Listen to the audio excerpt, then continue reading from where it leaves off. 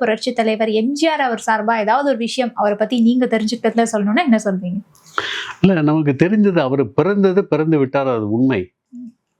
அது பிறந்ததே ஒரு அவருக்கு பிறவி பயன், நமக்கும் பிறவி பயன்னு நான் கருதுறேன். அவர் பிறந்ததால மனிதர்கள், சினிமா மனிதர்கள் மட்டுமல்ல, பொதுவாக மனிதர்கள் எப்படி வாழ வேண்டும் என்பதை அவர்கிட்ட இருந்து தான் கற்றுக்கணும். ஆனால் அவர் இறந்த நாள் என்கிறார்கள், அவர் இறக்கவே இல்லை, இன்னும் வாழ்கிறார். அந்த நாள் எந்தெந்த ஆண்டு, ஒவ்வொரு ஆண்டும் 17ஆம் தேதி ஜனவரி மாதம் வரும் பொழுது அவர் பிறந்தார் எனும் நினைப்புத்தான் எல்லாருக்கும் வருமே தவிர அவர் இறந்தாருங்கிற எண்ணம் யாருக்கும் வராது. அதனால் அவர் செய்த நன்மைகள், செய்த உதவிகள் இவைதான் மக்களின் மனதில் வந்து கொண்டே இருக்கும். இந்த நல்ல பழக்கங்கள் வாழ்ந்து கொண்டே இருக்கும்.